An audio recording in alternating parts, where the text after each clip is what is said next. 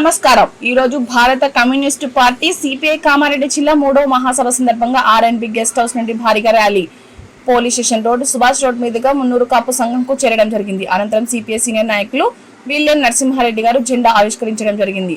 అనంతరం సిపిఐ 3వ జిల్లా మహాసభ సిపిఐ రాష్ట్ర కార్యదర్శి కూనంనేని సాంబశివరావు, కొత్తగూడెం ఎమ్మెల్యే మరియు సిపిఐ జాతీయ నాయకురాలు పార్శ్య పద్మ, సిపిఐ సీనియర్ నాయకులు విఎల్ నరసింహారెడ్డి, తెలంగాణ రాష్ట్ర రైతు సంఘం రాష్ట్ర ఉపాధ్యక్షులు కంజర భూమన్న ఈ మహాసభకు హాజరయ్యారు. అనంతరం సాంబశివరావు మాట్లాడారు.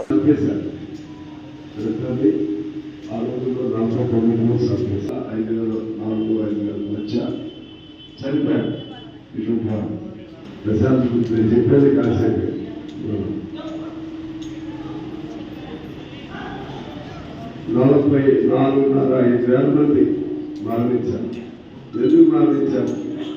ఇప్పుడు నేను నార్మల్ గారు చూసాను. ఆయన 19 వయసులో చనిపోయాడు.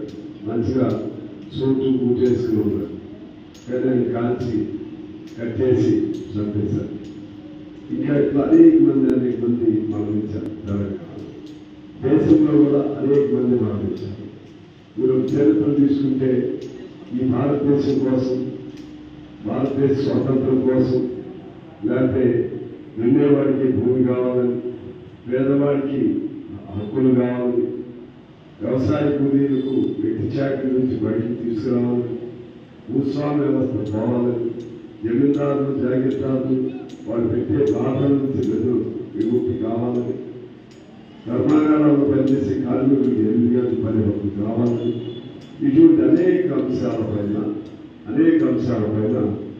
భారతదేశంలో ఆనాడు పెద్ద ఉద్యమాలు చేశారు.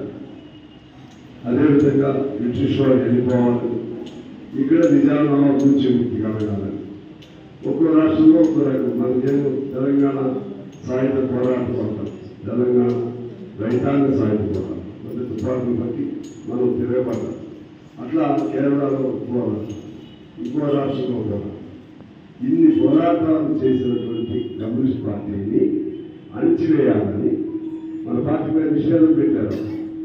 ఇప్పుడు మావోయిస్టులపై నిషేధం చూసారు, అట్లా పెట్టారు.